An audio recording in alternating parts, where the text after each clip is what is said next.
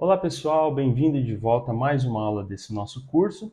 Dando sequência na aula anterior, nós vamos avançar aqui nas nossas configurações, de infraestrutura mais relacionadas a banco de dados. Na aula anterior, a gente criou esses nossos arquivos de configuração que representam aí todas as tabelas que nós vamos ter no nosso banco.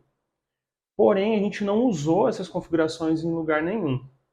Pegando um pouco, de como funciona um banco de dados, eu só consigo criar tabelas dentro de um banco. Então eu fiz a representação aqui de cada uma das tabelas, mas eu não tenho nada que represente o meu banco de dados aqui no meu código. E é isso que nós vamos fazer agora. Então, aqui na nossa pasta de infraestrutura, eu vou minimizar configs, eu vou adicionar um novo diretório e vou chamá-lo de context.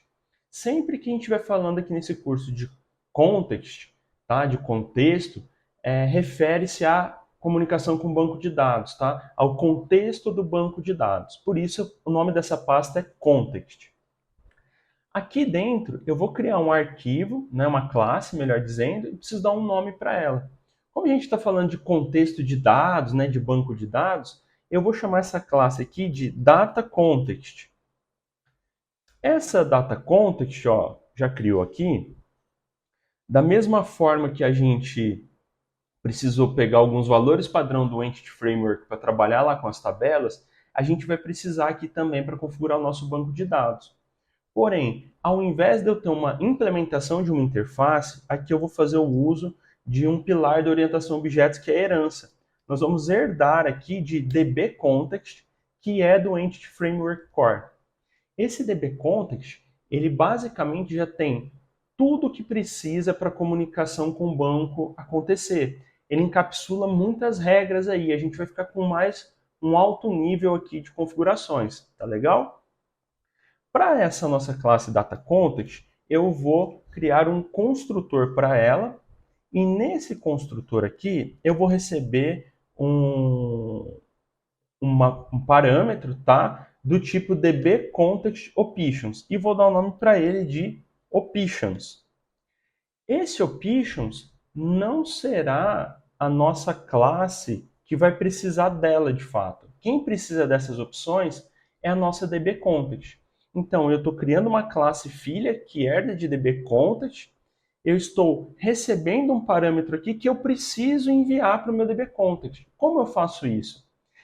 Basta eu vir aqui, após o fecha parênteses aqui do meu construtor, eu vou colocar dois pontos aqui, tal qual é para herança, eu consigo chamar o construtor da minha classe base, usando a sintaxe base, abre e fecha parênteses, e passo as options lá para dentro. Com isso aqui, eu já estou com a minha classe DataContext configurada. Tá legal? Bom, eu estou então agora com o contexto do banco criado, eu preciso carregar as minhas tabelas aqui dentro. Nós vamos fazer isso de uma forma bem legal, tá? Outro pilar da orientação a objetos que a gente vai usar aqui é o polimorfismo, que é uma classe filha, ela pode sobrescrever o comportamento da sua classe pai, da classe a qual ela herda.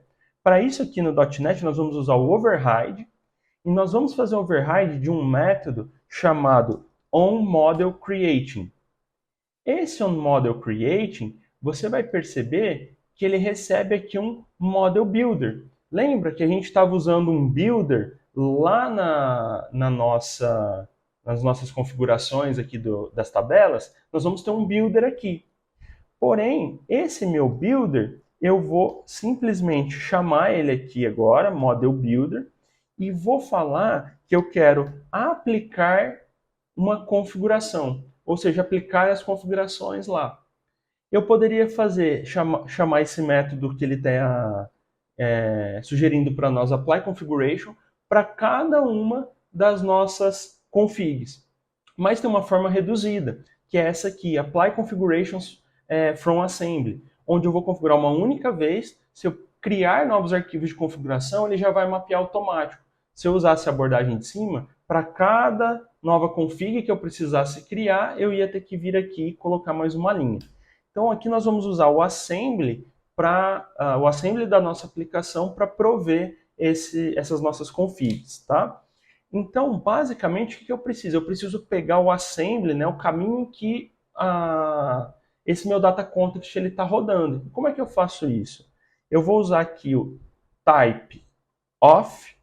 Esse type of, ele vai receber aqui o meu data context. Então, eu não estou aqui trabalhando com o objeto data context, mas sim o tipo data context.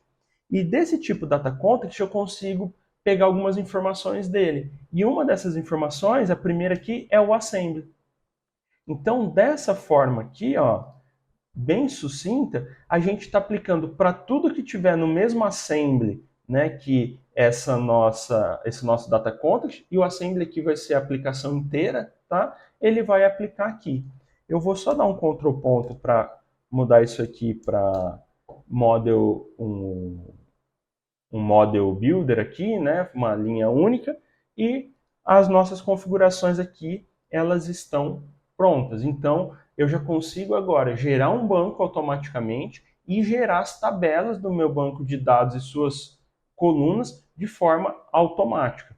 Pessoal, agora que nós configuramos então, né, como vão ser carregadas as configurações que vão gerar a tabela, a última coisa que está faltando aqui no nosso contexto é liberar essas tabelas para serem utilizadas pela nossa aplicação.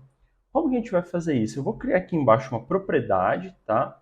E essa propriedade ela vai ser do tipo dbset, ou seja, ela vai representar não mais a estrutura de uma tabela, mas sim a tabela pronta para receber e manipular informações.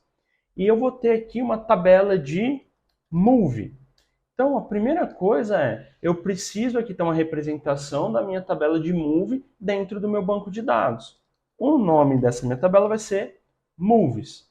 Aqui, para ser bem rápido, né, eu vou já quadruplicar isso aqui, vou com auxílio aqui do Ctrl D usar como room, session e a última aqui que é session seat.